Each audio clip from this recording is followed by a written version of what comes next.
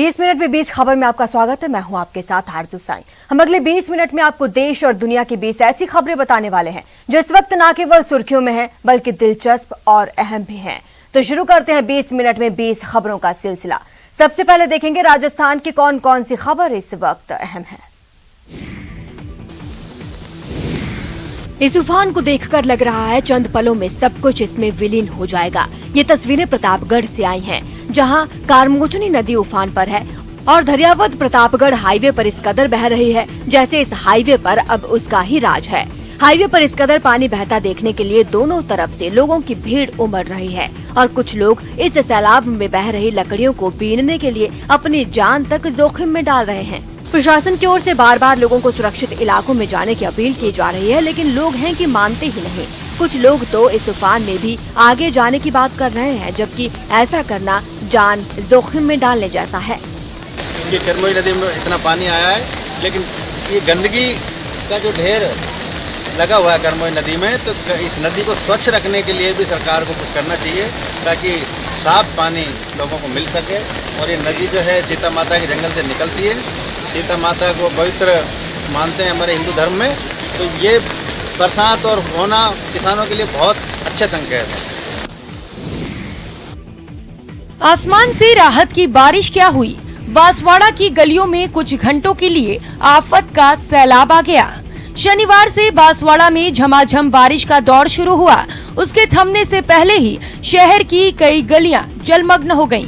इस बारिश से जहां शहर के लोगों को आने जाने में परेशानी हो रही थी, वहीं इस बारिश की वजह से तापमान में जो गिरावट आई वो उनके लिए राहत की खबर रही। इतना ही नहीं, इस बारिश की वजह से बांसवाड़ा के किसानों के चेहरे पर खुशी भी लौट आई है। आपको बता दें कि पिछले 24 घंटे में बांसवाड़ा जिले में 25.64 mm औसत बारिश रिकॉर्ड की गई है।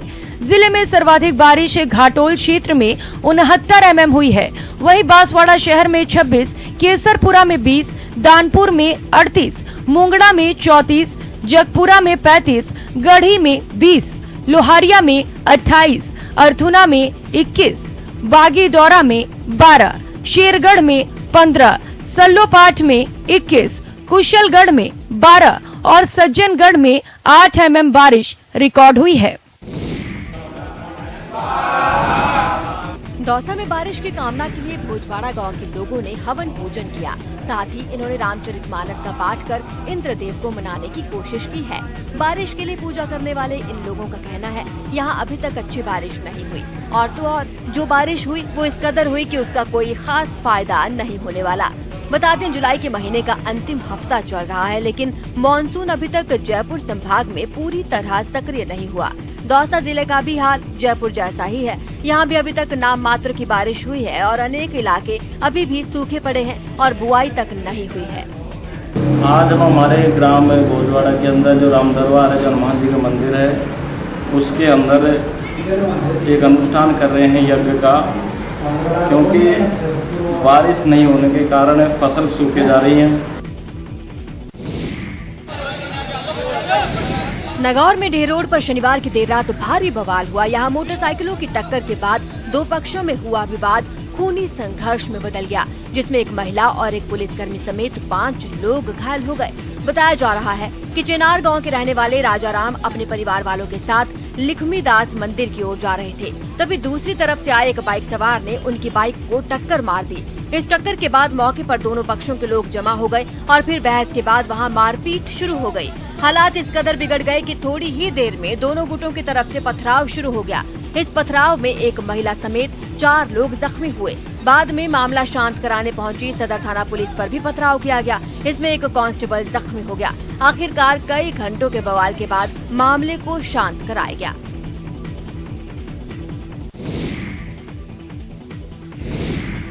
दौसा में शनिवार की रात चोरों ने 2 दुकानों में सेंधमारी कर लाखों का माल उड़ा लिया। बताया जा रहा है कि कोतवाली थाने से महज 150 मीटर की दूरी पर 2 दुकानों के शटर तोड़कर चोरी की वारदात को अंजाम दिया गया। चोरी की खबर दुकान मालिकों को तब लगी जब वो रविवार की सुबह दुकान खोलने पहुंचे। दुकान पहुंचने पर उन्होंने देखा उनकी दुकान का शटर टूटा हुआ है। इसके बाद कोतवाली थाना पुलिस को सूचना दी गई। चोरी की खबर मिलते ही पुलिस वाले मौके पर पहुंचे, दुकानों का शटर खुलवाया। शटर खुलवाने के बाद पता चला चोरों ने दुकानों के अंदर से लाखों रुपए का सामान और नकदी पार कर दी है। खास बात ये कि गारमेंट्स की दुकान पर जहां कपड़ों के ढेरों बैग चोर अपने साथ ले गए, ज्वेलरी की दुकान पर भी चोरों ने नकदी और सामान पर हाथ साफ कर दिया। फिलहाल पुलिस चोरों की तलाश में जुटी हुई है। पूनम टाकीज के पीछे ये सूरज टावर है, इसमें एक गारमेंट्स की दुकान है और एक कपड़े की दुकान है। इनके ताले टूटे हैं और मौका देख लिया।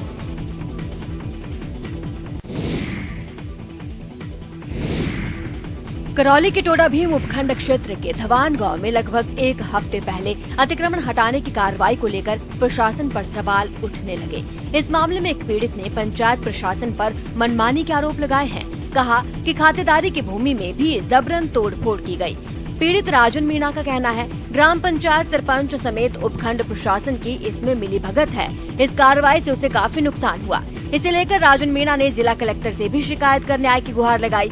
पीड़ित का आरोप है उसका मकान अतिक्रमण में नहीं होने के बावजूद सरपंच और प्रशासन की मनमानी के चलते 4 दीवारी, शौचालय और पाटोर पोस्ट में तोड़फोड़ कर तहस नहस कर दिया गया। मेरे खातेदारी का 18 एकर का खेत है जी, जिसमें मेरे 14.5 एकर में ही मेरा निर्माण बना हुआ है। अच्छा। और मेरा बार बार रिक्वेस्ट करने पर ये पहले भी पिछले सरपंच के टाइम पे उससे पहले भी 4 बार नप चुका, जबकि मेरा ये 14.5 एकर के अंदर ही निर्माण कार्य है। और खातेदारी का ये 18 एकर का रजिस्टर्ड खेत है, मेरी बाप होती है। प्रशासन से बार बार गुहार लगाने के बाद भी सरपंच पति राकेश मीणा से उन्होंने जबरदस्ती से मेरे को ये नुकसान पहुंचाया, जिसमें तहसीलदार, एसडीएम, डिप्टी सारे लोग शामिल हैं।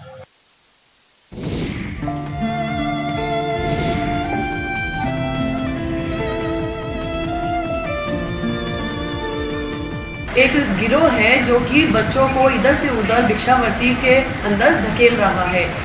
हाथों में मजदूरी के सिक्के और मजदूरी की बेड़ियों में मासूम बचपन, लेकिन किसी फैक्ट्री या दुकान पर नहीं, बल्कि सड़क, बस स्टैंड और रेलवे स्टेशन से कमाई। रकम ज्यादा नहीं है, लेकिन वजन बेहद ज्यादा है। इतना ज्यादा जिससे माँ बाप का कर्जा चुकाया जा रहा था।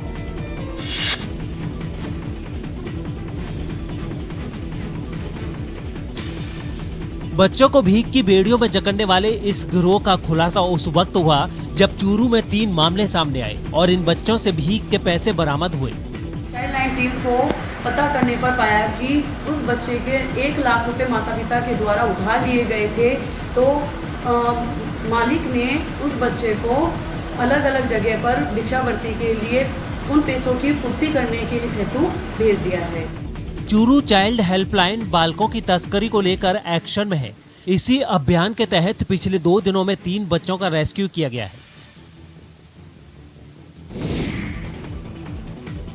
जोधपुर से हैरान कर देने वाला एक वीडियो सामने आया है, जिसमें एक दुकान के बाहर 2 सांड आपस में भिड़ गए। उनकी इस लड़ाई से वहां अफरा तफरी मच गई। इस दौरान कुछ लोगों ने उन्हें अलग करने की कोशिश भी की, लेकिन एक दूसरे पर हावी होने की कोशिश कर रहे इन सांडों पर कोई असर नहीं हुआ। बीच सड़क पर उन्हें इस तरह लड़ता देख लोग दहशत में आ गए। हालात कहीं बिगड़ न जाएं, इसे देखते हुए कुछ लोग उन्हें अलग करने में जुट गए। एक आदमी उन पर झाड़ू से वार करने लगा, जबकि एक दूसरा आदमी उन सांडों पर पानी फेंकता दिखा। लेकिन इसके बाद भी दोनों सांड एक दूसरे से अलग नहीं हुए। थोड़ी देर तक लड़ने के बाद एक सांड ने लड़ाई छोड़कर वहां की एक दुकान में घुसने की कोशिश की, लेकिन दुकानदार ने उसे किसी तरह वहां से भगा दिया, जिसके बाद लोगों ने राहत की सांस ली। टोंक पुलिस अपराध नियंत्रण के साथ साथ सामाजिक और प्रकृति से जुड़े कार्यों में आगे है और इसी सिलसिले को आगे बढ़ाते हुए पुलिस वालों ने उनियारा उपखंड के बनेठा थाने में पौधारोपण किया। सीओ प्रदीप गोयल की मौजूदगी में बनेठा थाना परिसर में इस पौधारोपण कार्यक्रम के जरिए आम लोगों को संदेश दिया गया कि पर्यावरण को बचाना है। इस मौके पर उनियारा सीओ प्रदीप गोयल ने कहा कि पेड़ हमें जीवन देते हैं और कोरोना काल में पेड़ों का महत्व हम सब लोग समझ चुके हैं। पेड़ नहीं होने के कारण कई मरीजों को कोरोना काल में ऑक्सीजन की कमी से जूझना पड़ा, इसलिए हमें दैनिक जीवन में अधिक से अधिक पेड़ लगाने चाहिए। उन्होंने कहा पर्यावरण संतुलन में पेड़ों की बहुत बड़ी उपयोगिता होती है। पेड़ों से हमें शुद्ध हवा, छाया, फल और कई औषधियाँ प्राप्त होती हैं। हमें हर साल एक पौधा अवश्य लगाना चाहिए। एक ऐसा कार्य है जो प्रत्येक मनुष्य को, इस पृथ्वी को हमें देने की हमारी ड्यूटी है। इस पृथ्वी से हम आजीवन ऑक्सीजन लेते हैं, लकड़ी लेते हैं, फल लेते हैं, सारी सुविधाएं ये हैं। तो हम आजीवन इसको इसी अभियान के तौर पर नहीं लेते हुए आजीवन वृक्षारोपण करें, ये प्रण लेकर के हम इस पुलिस थाना बरनेटा से हम जा रहे हैं। जी हाँ, जिम्मेदारों ने अपना बखूबी फर्ज निभाया। कोरोना से जान गंवाने वाले परिवारों को फौरन राहत पहुंचाया है। जी हाँ, बाड़मेर नगर परिषद के 4 कर्मचारियों ने कोरोना से जान गंवाई, तो जिम्मेदारों ने अपना फर्ज निभाया और बेसहारा हुए परिवारों को मुश्किल वक्त में साथ देने के लिए सामने आ गए।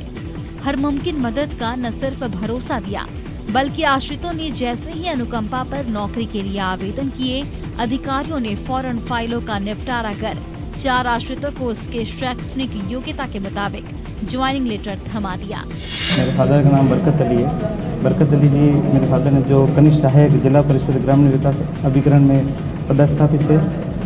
28 मई 2021 को उनका कोरोना पॉजिटिव की वजह से उनकी डेथ हो गई थी और हमने फिर जो अनुकंपा नियुक्ति के लिए 15 दिन बाद एप्लीकेशन डाली, जो जिसके उपरांत हमें आज जिला प्रमुख साहब और सीओ साहब ने हमको अनुकंपा नियुक्ति प्रदान की।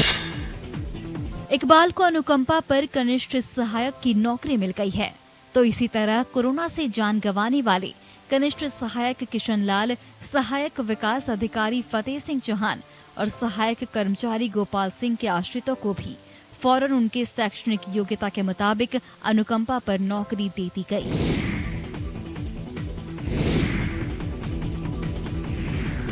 ये कमाल की हाईटेक बस है। संकट काल में बिना टेंशन सफर कराने वाली बस। भले ही ये अभी बस मॉडल है, लेकिन इसमें मुसाफिरों को वायरस से बचाने का पूरा इंतजाम है। पूरी तरह ऑटोमेटिक इस बस में यात्रियों को हाथों को सैनिटाइज करना हो, मास्क मुहैया कराना हो या फिर यात्रियों का टेम्परेचर लेना हो, सब कुछ ऑटोमेटिक है। इतना ही नहीं, इस बस में संगीत सुनाने से लेकर लाइट सिस्टम भी पूरी तरह से ऑटोमेटिक है। इस हाईटेक बस के मॉडल को 12 पॉलिटेक्निक कॉलेज के फाइनल ईयर के स्टूडेंट ने खास तरह का डिवाइस तैयार किया है। तो मेरे अंदर विचार आया कि क्यों ना इसी मशीन के अंदर टेम्परेचर सेंस भी किया जाए और किसी का अगर ज़्यादा आ जाए तो सायरन के द्वारा कोई भी पास में जो गार्ड बैठा रहे उसको अवगत हो जाए कि इसका टेम्परेचर ज़्यादा है। तो इन्हीं सेंसरों का इस्तेमाल करके इसको बहुत अच्छे से बनाया और इसका इस्तेमाल शादी ब्याह और स्कूल कॉलेजेस कार्यालय कहीं भी हम कर सकते हैं। जिन लोगों ने कोरोना की संकट काल में लोगों की मदद की, इंसानियत की सेवा की, वक्त पर जरूरतमंदों तक मदद पहुंचाई, वैसे ही लोगों को सवाई माधोपुर में सम्मानित किया गया है।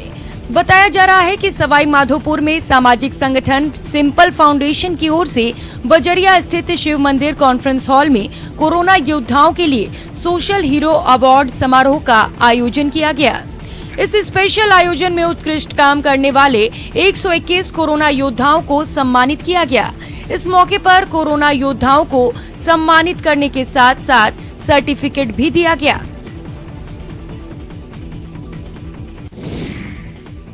और अब देख लेते हैं कुछ अन्य राज्यों की खबरें। पीएम नरेंद्र मोदी ने मन की बात के 79वें एपिसोड में आजादी के 75 साल पूरे होने पर नेशन फर्स्ट ऑलवेज फर्स्ट का नारा दिया। उन्होंने कहा कि राष्ट्रपिता महात्मा गांधी के भारत छोड़ो अभियान की तर्ज पर देश के लोग भारत जोड़ो अभियान चलाएं। मन की बात कार्यक्रम में पीएम मोदी ने इस बार आंध्र प्रदेश, ओडिशा, तमिलनाडु समेत देश भर में इनोवेटिव काम कर रहे लोगों की तारीफ की। साथ ही वोकल फॉर लोकल पर जोर देते हुए उन्होंने लोगों से हैंडलूम और खादी का इस्तेमाल करने की भी अपील की। पीएम मोदी ने कहा कि जो देश के लिए तिरंगा उठाता है, देशभक्ति की यही भावना हमें जोड़ती है। टोक्यो ओलंपिक में गए खिलाड़ियों की भी पीएम मोदी ने अपने कार्यक्रम में बात की और कहा कि टोक्यो में भारतीय खिलाड़ियों को देखकर पूरा देश रोमांचित है।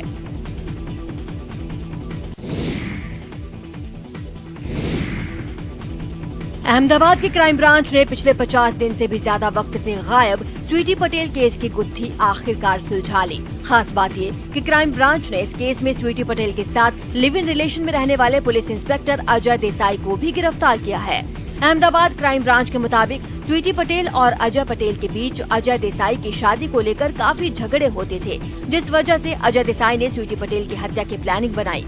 अजय ने स्वीटी का उसके घर में गला दबाकर हत्या की और पूरे प्लानिंग के साथ स्वीटी की लाश को वडोदरा भरूच हाईवे पर एक होटल मालिक के साथ मिलकर जला दिया। इसके बाद अजय पटेल ने खुद स्वीटी पटेल की गुमशुदगी की कंप्लेंट दर्ज करवाई। हालांकि इतने दिनों तक स्वीटी पटेल की किसी भी तरह की जानकारी न मिलने के बाद पुलिस को शक हुआ पुलिस इंस्पेक्टर पर। जब इस मामले की जांच अहमदाबाद क्राइम ब्रांच को सौंपी गई और क्राइम ब्रांच ने नार्को टेस्ट कराना चाहा तो अजय देसाई ने खुद की तबीयत ठीक न होने का बहाना बनाया। तब पुलिस का शक और भी मजबूत हो गया। पुलिस ने अजय के घर की फोरेंसिक जांच की तो घर के अंदर से ब्लड के स्पॉट भी बरामद हुए। साथ ही जहां पर लाश जलाई गई थी वहां से हड्डी के सैंपल मिले हैं, जिसे डीएनए जांच के लिए भेजा गया है। ओडिशा का कुख्यात अपराधी शेख हैदर की पुलिस एनकाउंटर में गोली लगने से मौत हो गई। बताया जा रहा है 1990 के दशक के कुख्यात अपराधी शेख हैदर को कटक जिले के चौधवार जेल से मयूरभंज जिले की बारीपदा जेल में शिफ्ट किया जा रहा था। इस बीच रास्ते में हैदर ने टॉयलेट के बहाने पुलिस से बंदूक छीनकर भागने की कोशिश की और इसी दौरान एनकाउंटर में वो पेट में गोली लगने से मारा गया। हैदर का एनकाउंटर बालेश्वर जिले के सुमूलिया के पास हुआ। हैदर के शरीर में 3 गोलियां लगी थी, एक गोली बाएं हाथ में और 2 गोलियां उसके पेट में लगी थी। एनकाउंटर के बाद गंभीर अवस्था में हैदर को बालेश्वर जिला मुख्यालय अस्पताल लाया गया, जहां पर प्राथमिक इलाज के बाद डॉक्टर्स ने उसे मृत घोषित कर दिया था। पुलिस की ओर से हुए इस एनकाउंटर पर हैदर की पत्नी ने सवाल उठाए हैं। उसने कहा कि उनका पति जेल में था, उसे कब और क्यों बाहर लाया गया इसकी उसे कोई जानकारी नहीं दी गई और वो भागने वालों में से नहीं था। हैदर की पत्नी ने ये भी बताया कि हैदर पिछले 16 साल से जेल में था। एक बार उसने कटक जिले के एससीबी मेडिकल कॉलेज से भागने की कोशिश की थी। हालांकि उसके बाद से पत्नी ने हर एक जांच प्रक्रिया में पुलिस का साथ दिया और हैदर फिर गिरफ्तार हुआ था।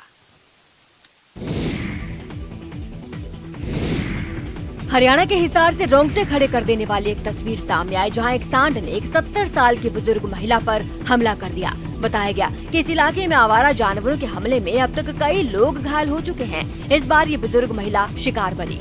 बताया जा रहा है बुजुर्ग महिला जैसे ही गली से गुजरी, पीछे से आ रहे सांड ने उस पर हमला कर दिया और उसे सींग से उठाकर नीचे पटक दिया, जिसके बाद वो सांड वहां से चला गया। सांड के जाने के बाद आसपास के लोग अपने घरों से बाहर निकले, जमीन पर गिरी महिला के पास पहुंचे।